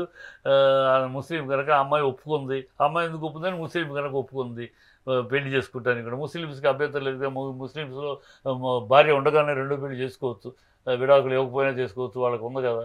వాళ్ళకి కనుక అమ్మాయి మొగుడు ప్రేమని అంగీకరించి పెళ్లి చేసుకోమని అంది, అందుకని మతం మార్చుకోమంది. సో ఇవన్నీ ఉండబట్టి లవ్ జిహాద్. అమ్మాయిని మతం మార్చుకోమన్నారు కనుక లవ్ జిహాద్. ఈ లవ్ జిహాద్ అన్నీ ఇక పుట్టుకొస్తూ ఉంటాయి అనేకం. అసలు విషయం నా దృష్టిలో 100కి 100 ఇది ఒక పొలిటికల్ మోటివేటెడ్ ఇష్యూ. మోటివేట్గా ఈ అమ్మాయిని పాపం వెపన్గా వాడుతున్నారు. ఆ అమ్మాయి పావు అవుతుంది, పావు అవ్వబోతుంది రేపు తొందరలో. అమ్మాయి పావుగా వాడుకుంటున్నారు అంతే. ఇప్పుడు ఈ జానీ మాస్టర్ మైనర్గా ఉన్నప్పుడే ఈ లైంగిక వీటికన్నిటికీ పాల్పడ్డారని న్యూస్లో మనం విన్నాం, ట్రోల్స్లో కూడా చూస్తున్నాం. సో మీరు దాని గురించి ఏమంటారు? అదేనమ్మా, దాని గురించి నాకు నమ్మకం లేదు. ఎందుకంటే ఆ రోజు జరిగితే మైనర్గా ఉన్నప్పుడు జరిగింది, ఇప్పుడు మళ్ళీ జరుగుతున్న దానికి ఉండి ఉంటుంది కదా సార్. ఇప్పుడు మళ్ళీ జరుగుతుందని అమ్మాయి చెబుతాను అంతేనమ్మా. ఆ రోజు చేశాడు, ఆ రోజు చేస్తే నువ్వు ఎదుగు 6 ఏళ్ళు అతనితో ప్రయాణం చేసావు. నా ప్రశ్న ఒకటే, నిన్న ఆ రోజు అతను రేప్ చేస్తే జాబ్ కదా సార్, జాబ్ ఏంటి? అదేంటమ్మా నిన్ను రేప్ చేసి ఇప్పుడు నేను ఉన్నాను సార్, నాకు నేను ఇప్పుడు ఒక సెట్ లో ఉన్నాను, నేను ఒకటి ఆ పని వరకు నా యాక్ట్రెస్ గా నేను ఏదైనా చేస్తున్నాను అంటే ఇప్పుడు నాకు పడని మనిషి కూడా ఏదైనా యాక్టర్ గా వస్తే ఆ సినిమా వరకేమ్మా. ఆ సినిమా 6 ఏళ్ళు కాదు కదా, 6 ఏళ్ళు ఎలా ట్రావెల్ చేస్తావు? నేను ఒకటి అవమానించి నేను అసభ్యపరిచిన వాడిని ఒకటిని ఆ టెంపరీ వరకు కమిట్ అయ్యాం కనుక మనం ఈ మిగతా వాళ్ళందరికీ ఇబ్బంది కలగకూడదు. నేను కమిట్ అయ్యాను, నా బాధ్యతను నేను ఫినిష్ చేయాలని చేస్తుంది. That is good, well and good. But 6 ఏళ్ళ తర్వాత 6 ఏళ్ళు వాడితో ఎందుకు కంటిన్యూ చేస్తావు? వాడితో ఎందుకు 6 ఏళ్ళు కంటిన్యూ చేస్తావు? నేను రేప్ చేసిన వాడితో 6 ఏళ్ళు కంటిన్యూ చేస్తావు, పెళ్లి చేసుకోవాలనుకుంటావు. మళ్ళీ ఇవాళ ఆల్ దిస్ వినటానికి కూడా వింతగా లేదు, వినటానికి కూడా ఒక ఎక్కడెక్కడో అతికిచ్చినట్టు కనపట్ల, ప్యాచ్లుగా కనపడుతుంది. So there is no straight line. So there is something fishy. Somebody is pushing her, somebody is poking her to go head for their own reasons, for their own self ends. ఈ అమ్మాయిని పావుగా వాడుతున్నారు అంతే తప్పితే దానికి నువ్వు ఎన్ని రకాలుగా చెప్పినా గ్యాప్స్ వస్తున్నాయి. ఎన్ని రకాలుగా లైన్ స్ట్రైట్ లైన్ రావట్లా, ఎక్కడో పాయింట్స్ మిస్ అవుతున్నాయి. సో ఆ మిస్ అయిన పాయింట్స్ అది వాటికి సమాధానం రావాలి. అవి వస్తే నేను 6 ఏళ్ళు ఎందుకున్నాను, రేప్ చేసిన వాడితో ఎవడన్నా 6 ఏళ్ళతో ఉంటాడేమో సంసారం చేస్తా. ఏ పిల్ల అయినా, ఏ పిల్ల మూర్ఖురాలు కూడా రేప్ చేసి దాన్ని అవమానించిన వాడితో 6 ఏళ్ళు సహజీవనం చేసి వాటితో ప్రయాణం చేస్తా. ఇంకా మళ్ళీ 6 ఏళ్ళుగా హింస పెడుతున్నాడంట. ఈ 6 ఏళ్ళుగా హింస పడతా అంటే భరిస్తూ వచ్చిందంట. ఇవాళకి భరించే ఓపిక నశించదు. What nonsense is this? So it's all game. సరే సార్, మరిన్ని విషయాలు ఇంకో ఇంటర్వ్యూలో చూద్దాం. Thank you so much sir. చూస్తూనే ఉండండి ఈహా టీవీ.